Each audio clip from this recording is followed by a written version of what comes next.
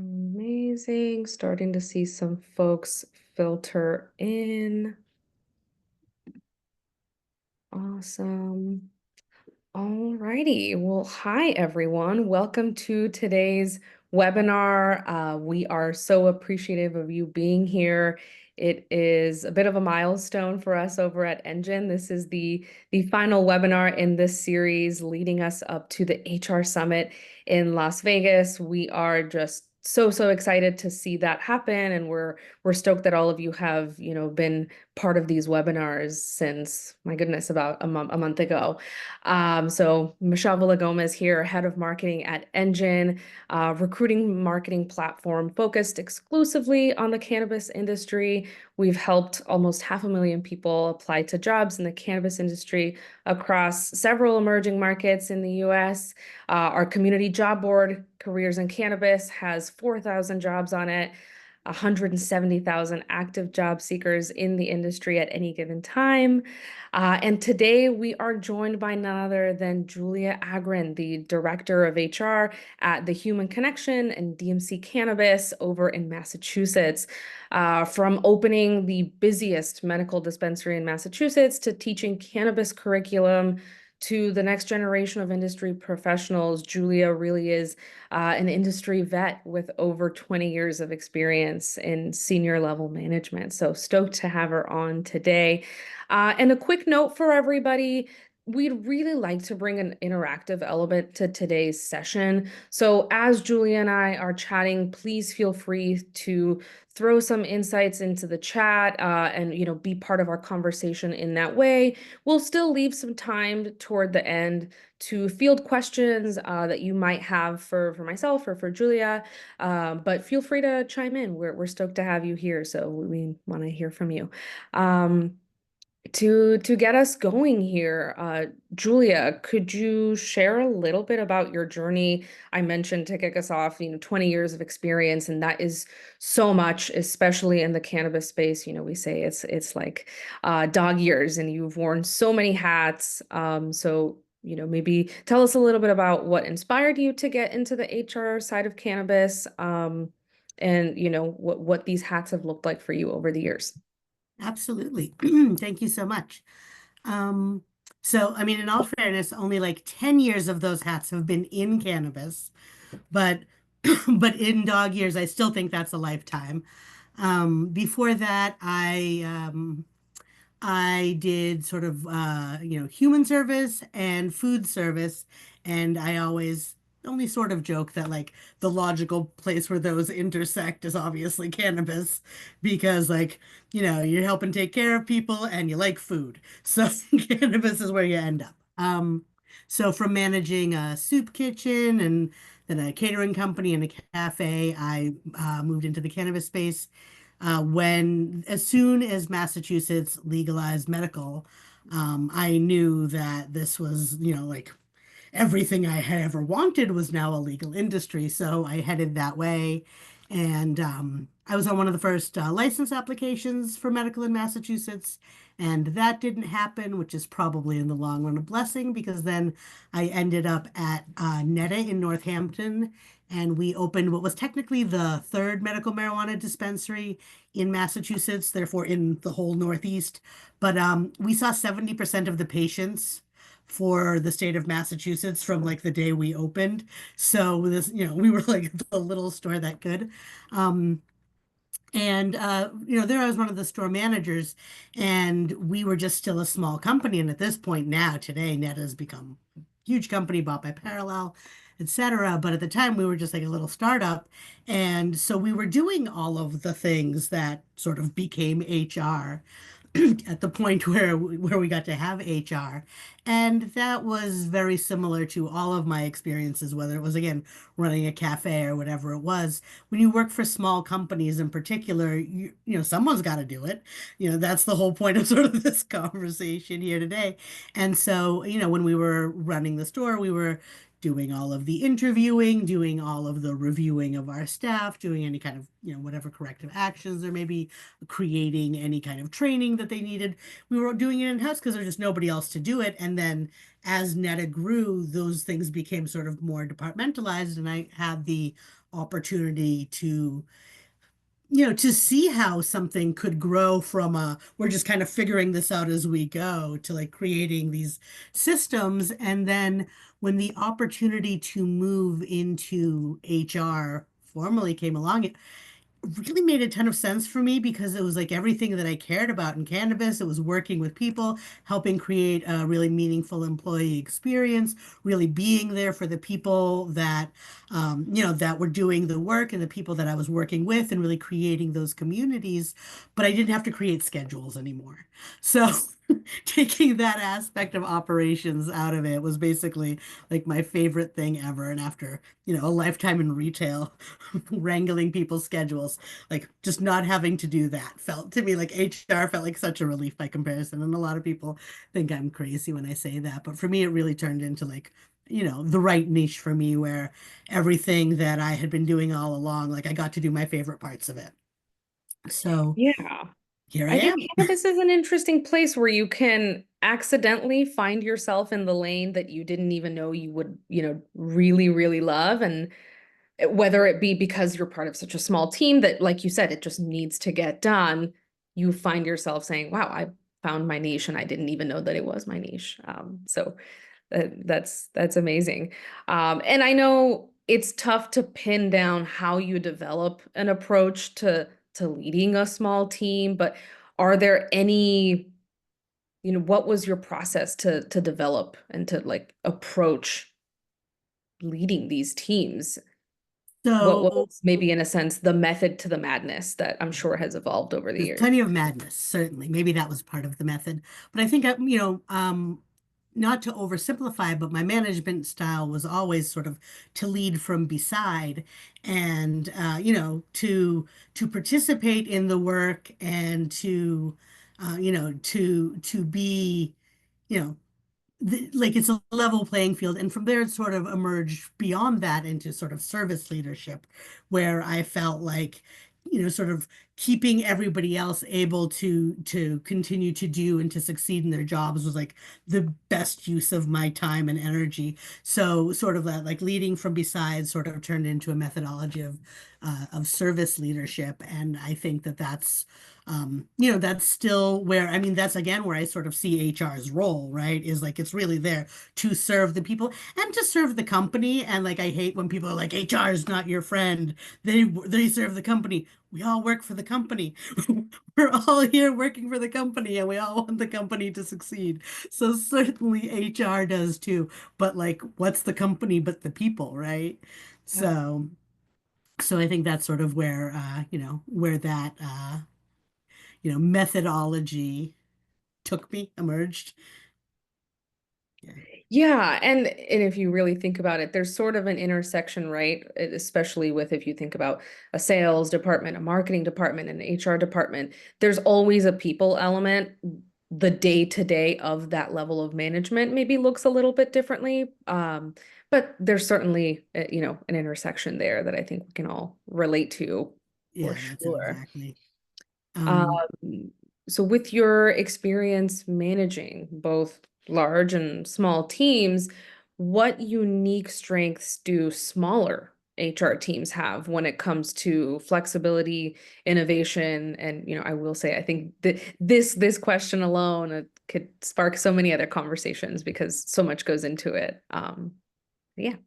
Yeah, absolutely. So I think I said this to you earlier, Michelle. Like, I don't know that I'm necessarily going to like blow anybody's mind here if they're doing this work when I say that, like, one of the biggest challenges is also one of the greatest assets, right? When you're a small team, you have so much it is so much easier to make a change. It is so much easier to roll out a program. To get the whole team on board when you are a team of one is not that difficult. And then you just have to kind of, get the rest of your company on board. But there aren't all of the layers and layers that you need to go through. And you are also relying on a team that wears lots of different hats. You're relying on um, sort of identifying things where, like, I mean, like you said in the introduction, right? Where like you don't even know something is your lane, and then you discover that like it's exactly where you fit in. I think small teams make that so much easier because when you're when your manager, your inventory manager, casually mentions that, like, I can't believe I'm doing this. Like, I really went to school for graphic design. And you're like, oh, that's so funny that you should mention that because I am trying to get a newsletter together and I did not go to school for graphic design. And like, suddenly this thing that's like, it's kind of buried in the background of who they are now gets to, has this moment to shine. It's something that they're excited about. They're always going to, they're always going to knock it out of the park because it's an opportunity to do something that's fun and exciting for them. And I, like, so like in that sense, right, human resources, like is like a really sketchy term if you think about it in certain ways. Like if you picture people as like what you're mining for or whatever. But like when you think about like how truly we are each other's resources, right? So giving people these opportunities to do things that they're like that they're excited about, that they're passionate about, that they may not get to do in their day to day, but that they find really like fun or challenging or exciting. And in that way, being able to expand the reach of a very small team, I think is one of the greatest assets of a small team. On a, on a big team, on a team that's really sort of, less agile, you're not going to just like, somebody's not going to just be able to like jump in and like do this project that's fun for them. Sure, sure. And something that we've chatted about throughout this series, with all of the other amazing speakers that we've had, is essentially managing up and getting, leadership buy-in on some of these tougher initiatives. And I would venture to guess for a smaller team, that's still happening, but it looks a little bit different, right? What has your experience been in having those conversations, but maybe on a smaller scale? Yeah. I mean, I think that's exactly it. It's the same conversations, but maybe on like a less formalized, sort of more human scale. But it's still, justifying the ROI, breaking things down to if I'm spending X amount of hours of my day doing this and it is off of my plate, this is what I can now add to my plate. Like it's the same conversations, but instead of having to, put together a PowerPoint presentation, I can sit down and talk to the CEO and he says, yeah, that makes sense. Give me some idea of how we would do it. Give me some idea of how we would roll it out. And like, it's the same conversation, but just streamlined. And I think, again, that speaks to like that leanness and that agility of small teams. So, and it works the same way when you have a small executive team at this point, sort of at this space in our company. I mean, I'm the director of HR for a company that has, I don't know, maybe we're at about 40 employees right now. And I imagine there could very well be people like listening right now where they have departments of 40 people and companies of hundreds and hundreds of people. So, and they think they're a small company, because compared to like companies Sure. that are in, in industries that are, you know, I don't know, allowed to work outside of their states, for example. Obviously the scale becomes so different. But so for me, like it's like an incredibly like small human scale of conversation, but I have to, I've got to prove all the same things to prove that something is worth it, or that this is how we want to use our time and our energy and our perhaps even more limited resources, right? Sure. It's very rare that the small companies have that much more money to spend. So it's not like there's no cavalier decisions being made. So I definitely still have to like be really thoughtful and, yeah, really sort of prove what every decision is worth. Sure. And that's something that we've, I think, across this series have touched on is, having to have those conversations and essentially coming up to bat for initiatives, and being able to leverage, being able to discern, whether it be picking the right tech to bring on to help lighten the workload. There's so many levels of discernment that happen, big and small for sure. Speaking of just general managing and balancing and strategy as well. How do you manage the balance between high level HR strategy and still having to do the operational work that, behind the scenes keeps everything running smoothly? Because I think that is such a prevalent, um, you know, that's such a prevalent thing for us in the space is sure all the strategy needs to come to life, but then I might have to be the one executing it as well. Absolutely. And, what I have experienced repeatedly is that ironically, it is the sort of more high order projects that get tabled because payroll is non-negotiable. Making sure that like the sort of that the wheels don't come off the trolley is always going to be the most important thing.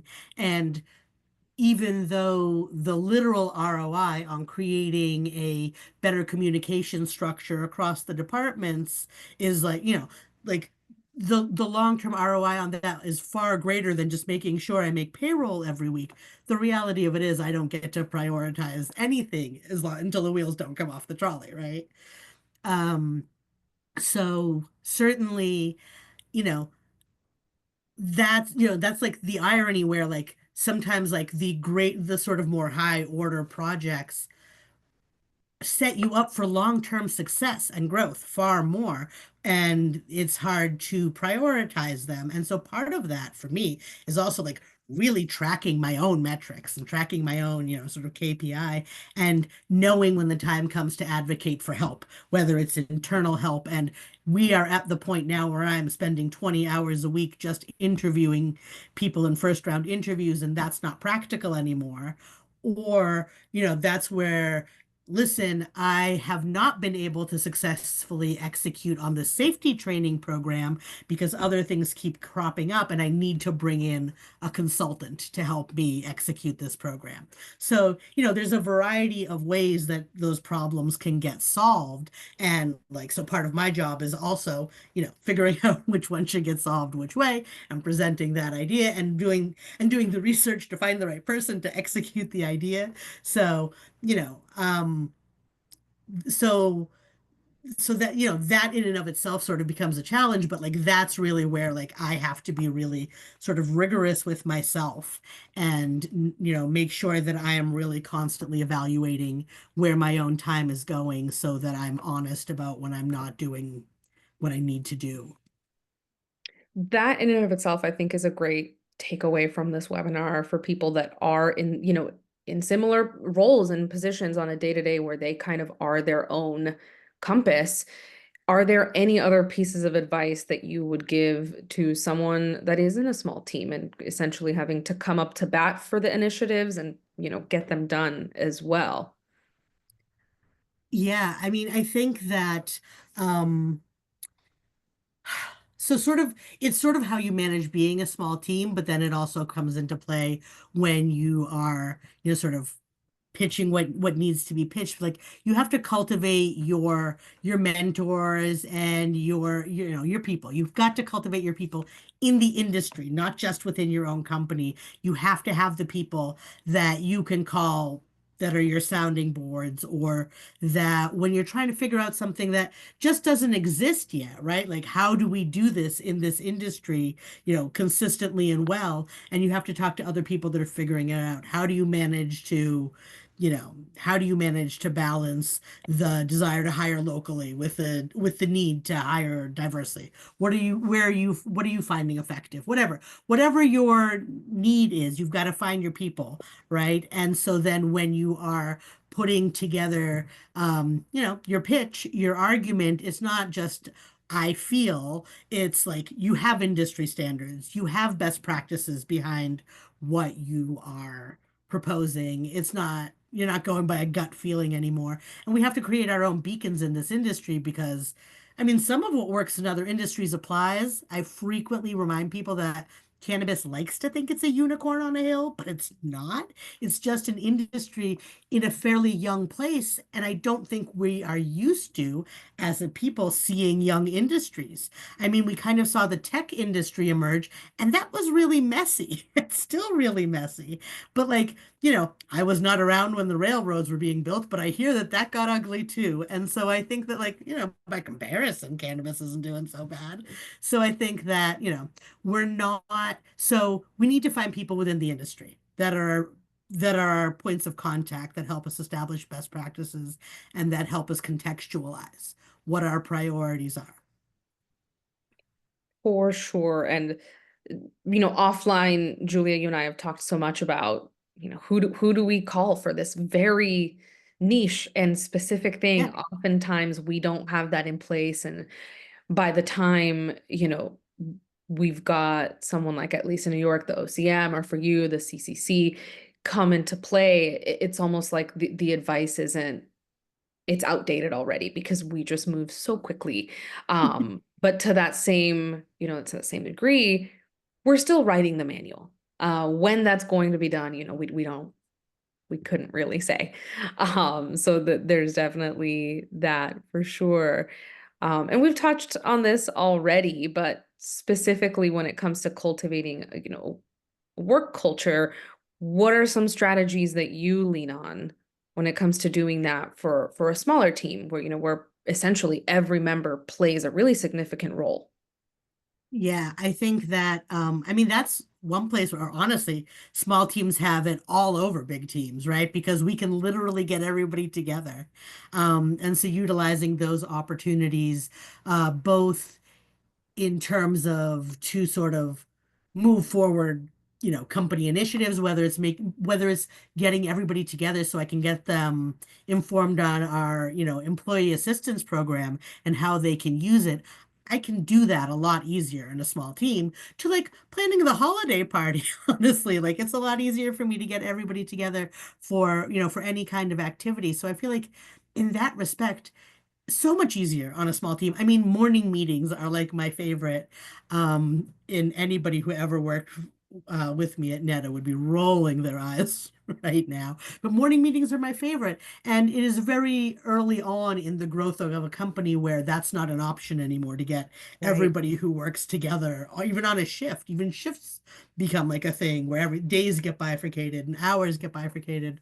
And so in that respect, honestly, I think uh engaging in company culture is so much easier on a small team. But I also think that it's really important not to sort of rest on those laurels. And I always like to say that we borrow what's good from corporate America and just jettison the rest off of our pirate ship. And so, like, I have a culture committee, which maybe seems, unnecessary in a company this small, but I absolutely want people from across departments, to help not just to organize the parties, but also to help figure out how to best, get everybody, to keep everybody connected as we grow. And how do we inculcate the aspects of company culture that are really important and let people really know what our values are? And so I feel like from the very beginning, you also should be engaging in that kind of community building and culture building work. For sure. For sure. I want to move us on to fielding some questions from the audience, but I do want to just open-endedly, I know I asked what pieces of advice you have already, but on a general, when thinking about building just scalable practices, do you have any advice for small HR teams that are looking to do that, and as their companies grow? Um, I think that it is really important to sort of break things down into manageable buckets. Um, like literally, for my company, like one of our major projects going into 2025 is going to be how we communicate and how we organize as a company. And that's a huge bucket, right? So I have to break that down into everything from like project management software, which is its own bucket, right? To again, like to the company culture. How do we shift where we need company culture into to so that departments aren't as siloed, right? Yeah, breaking things down into like sort of manageable tasks and yeah, really engaging in partnerships across departments. So you're never gonna manage it all on your own. That's that's true. That's so so true. I'm going to move us over to a Q&A time.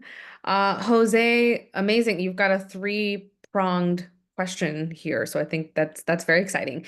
I'm going to start off with the first one. Julia, from your perspective, what are the key milestones someone would need to achieve if they want to grow their HR department?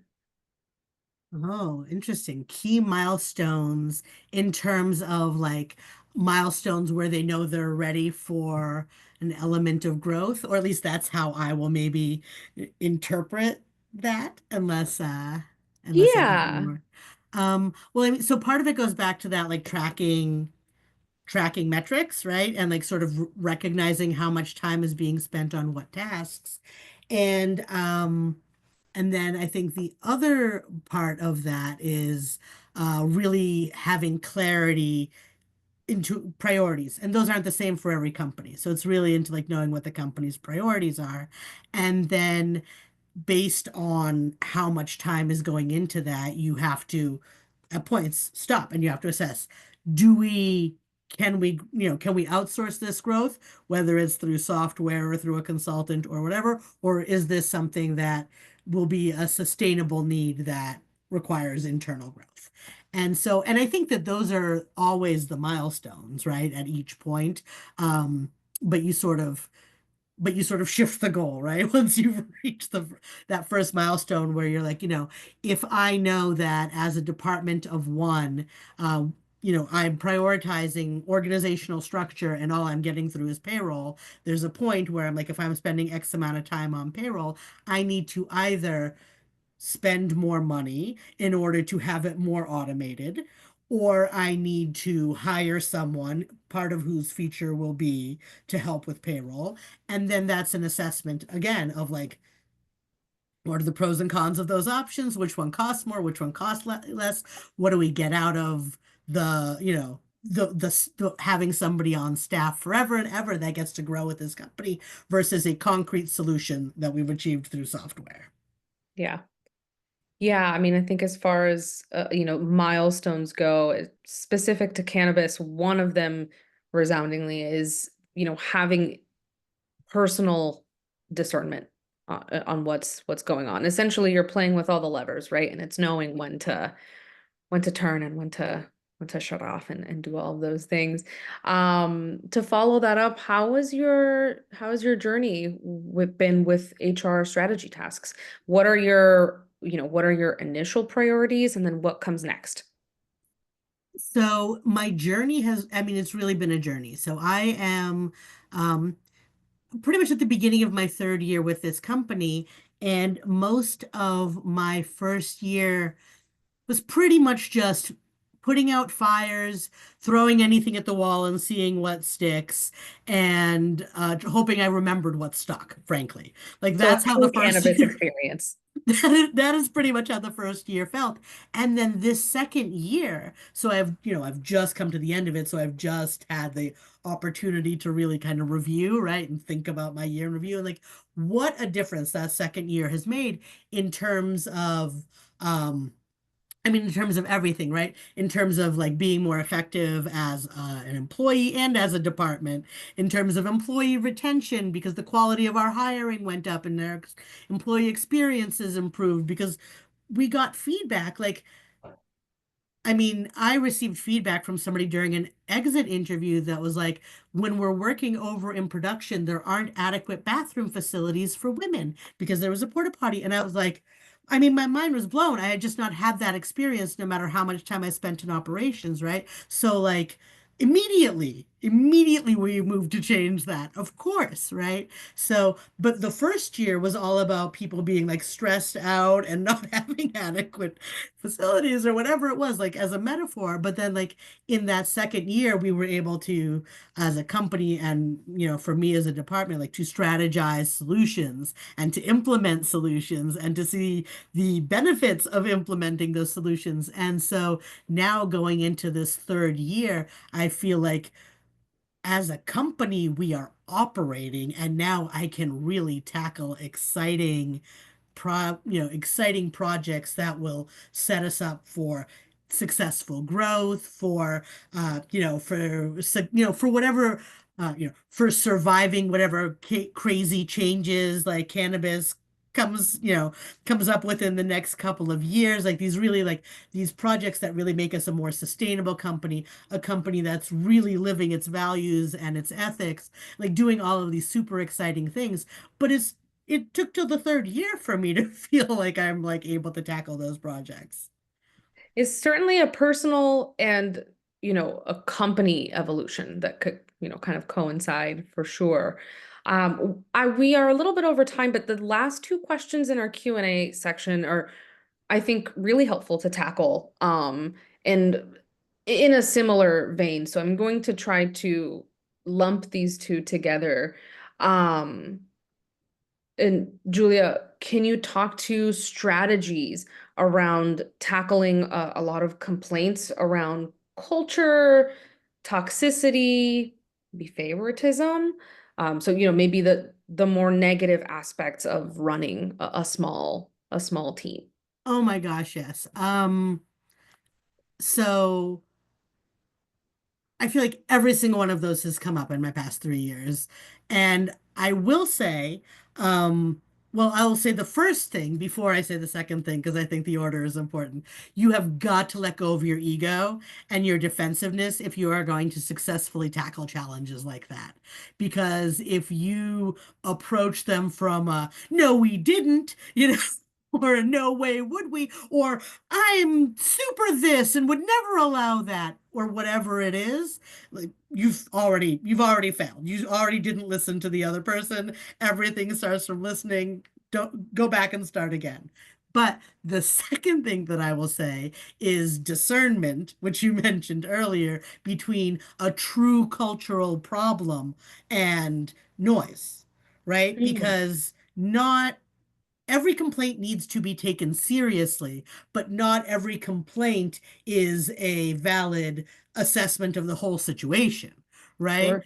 So, like, taking every complaint seriously and from a place of both curiosity and concern, evaluating those and seeking more information and, you know, investigating, not necessarily in the sense of a formal investigation, depending on what the complaint is.